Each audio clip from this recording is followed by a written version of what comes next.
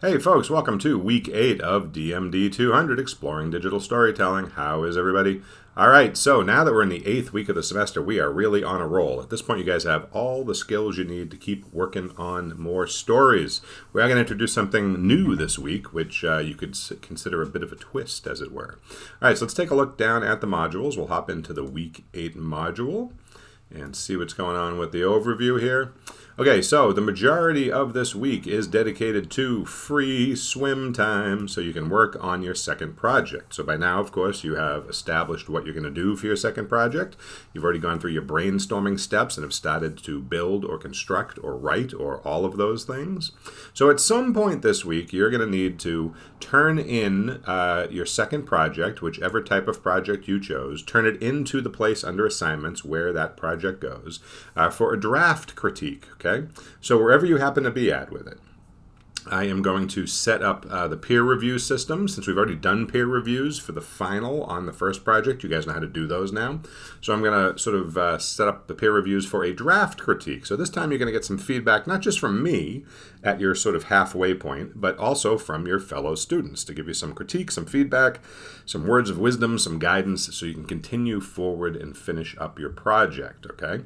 Now, obviously, it's not due this week. It's not due for another week, so this is sort of the halfway check-in point. Okay, now the new thing we're going to introduce this week is right here. This is a downloadable handout called Twist Endings. See, I told you it was going to be a bit of a twist. This here is the handout. Now, the new thing you're going to do with your second storytelling project is you are now going to incorporate a twist ending into your story. Now, there's different types of twist endings, so let's sort of go over this handout a little bit. You can read through it yourself as well, but I just sort of want to go over the basics, and you're going to pick a type of twist ending, and you're going to incorporate it into your second storytelling project that you're working on. So whether you're doing a visual story, a video story, a photo story, or an audio story, it has to have one of these types of twist endings, okay? All right, let's go through it.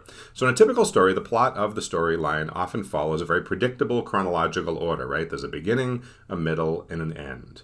Now, however, in a suspenseful story, the order of events can be altered to build suspense and create questions for the audience, right? This way it gets the audience more involved and they have to guess at what's going on, and maybe things are not as they seem. Here are some common twist ending techniques. The first one is called discovery. So a discovery is when the protagonist, right? So remember, the protagonist is your hero. The antagonist is the person getting in the way of the protagonist. Sometimes a bad guy, but not necessarily. Could just be somebody that has a different point of view or different goals from your protagonist, okay? So in discovery, the protagonist has a sudden recognition of his or her own identity or the nature of another character's identity. Maybe for the entire story they thought they were somebody, or they thought they were one type of person, and then they realized towards the end of the story they're somebody else. And this could apply to other characters in the story too. The audience interaction is that the audience will learn the true identity or the true nature of the character in question at the same moment that the character discovers it. So everybody figures it out together. And I'm sure you've seen movies or read books where this sort of a thing happens. Okay, another type of twist ending is the flashback. We're all familiar with flashbacks. A sudden switch to a past event that provides a missing piece that will solve the mystery. Flashbacks, of course, allow us to go back in time, either literally or figuratively, usually through the imagination of a particular character. They're remembering something, and so it's presented to us as a flashback.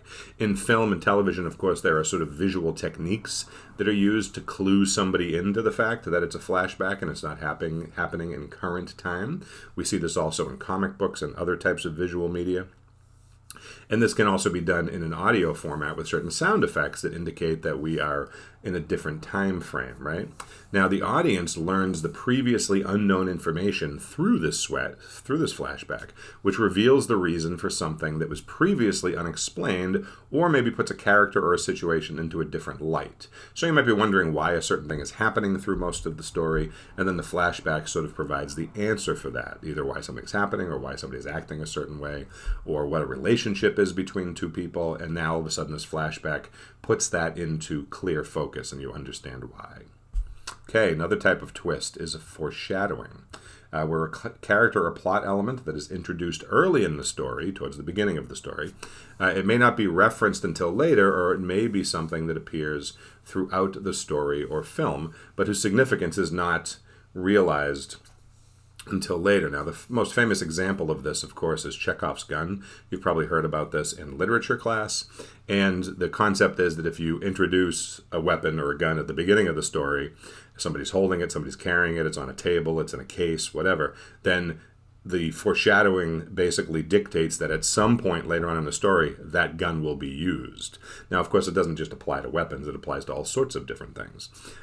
If something or someone or a place appears early on and doesn't seem to have any immediate significance, it is usually a foreshadowing device that will come into being later on and have more significance as the story goes on. Now, the audience might suspect that this individual or thing or object might have some importance at the beginning, but of course it's reappearance of that particular object or sound, but they do not realize that significance until the end. So this is a good way to sort of get your audience guessing at certain things.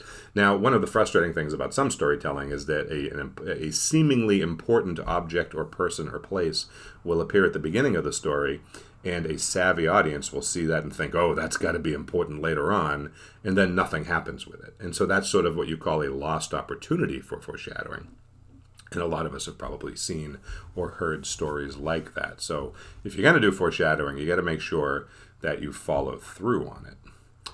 Okay, next we have in media res. Now, in media res is a really interesting technique in which the story begins right in the middle of something. So you don't really get a setup, you don't get a proper introduction to characters, you don't get sort of a location shot that, a beautiful helicopter shot of the mountains or something, and so you know where you are.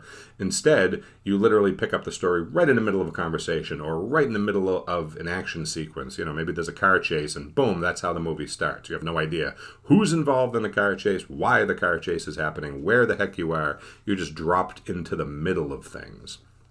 Now, of course, in media res, it's a Latin phrase that literally means into the middle of things, is a really common type of storytelling technique that provides a twist to your story. Now, even though this is about twist endings, this, of course, is specifically at the beginning of the story. But what's really great about in media res is that it then can be explained later on in the story how they got to that point. So the audiences rely on flashbacks, which is sort of the mixing of two different types of twists, to learn about what happened, how to learn about those settings, those characters, and so on, and how they got to that point. Oftentimes, a scene that is presented in media res will be explained later on. Sometimes it'll be explained from different characters' points of view, so they all see it differently. Either way, it is a great and usually exciting way to sort of start a story, just to drop your audience right into the middle of something. Okay, next, non-linear narration. Now, this is a method of storytelling where you're simply telling the story out of order. So you might construct the story. A leads to B, leads to C, leads to D, and so on and so forth. And you, as the author of the story, you know this, that they go in a particular order. But then when you tell the story, when you actually create the story in whatever media you create it in, you decide to tell it out of order. So you jump around. So maybe D leads to A, leads to E, leads to F, and so on and so forth. So maybe we're bouncing around a little bit. We're not doing it in the exact order that it is presented. And this keeps the audience kind of guessing. It requires that the audience sort of puts those pieces together of this puzzle that's being presented. And information is withheld strategically to build tension. Now, this can go too far sometimes. Audiences are willing to engage with nonlinear narration so long as the story is clear and it takes them along from place to place to place, and that there is a really clear payoff at the end.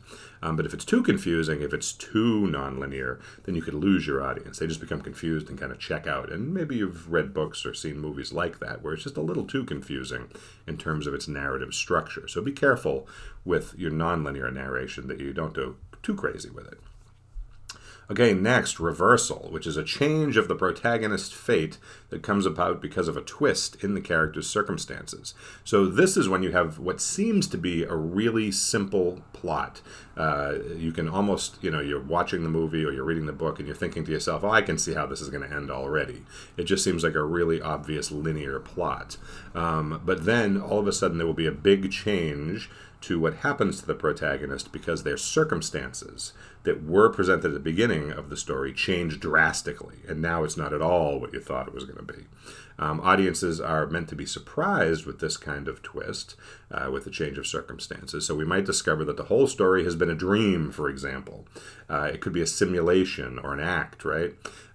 These sorts of things have been presented in a lot of mainstream media. The dream one has been overdone a lot, and most audiences who are aware of this tend to not really be on board with it too much. Particularly in television, if you've followed characters through multiple episodes or multiple seasons, and then at the end you find out the whole thing didn't actually happen, that can be a little frustrating for an audience. But in shorter storytelling, a movie, a novel, a short story, whatever, that can actually be kind of a fun thing. It's really when the audience gets too invested that it turns out to be a little frustrating. Okay, reverse chronology. This is kind of like nonlinear storytelling, but instead of bouncing around out of order, you're simply telling the story in reverse. You start with the ending, and you work your way back to the beginning. That is an interesting way to tell a story because the audience immediately already knows how it's going to end, and what they're spending their time with the story is figuring out how everybody got there. So that can be really an interesting way to tell a story, too. Okay, and then the last one is the unreliable narrator.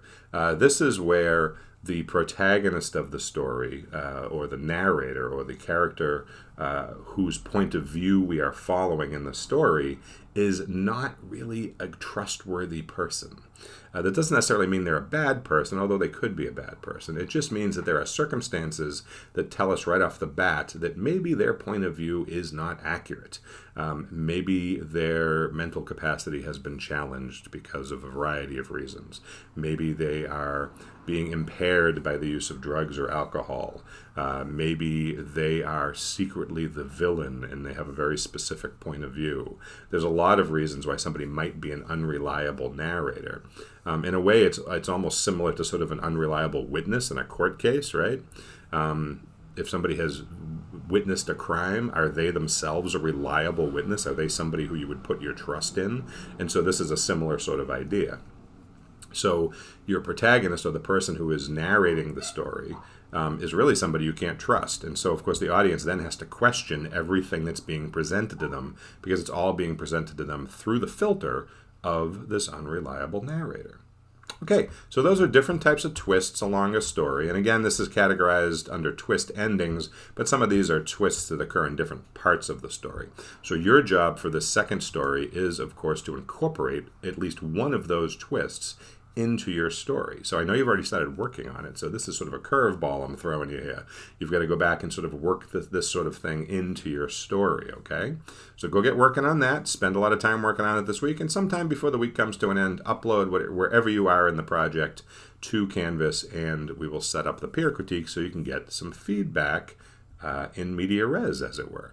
All right, you guys have a good day. I will see you soon, and good luck on working on your stuff.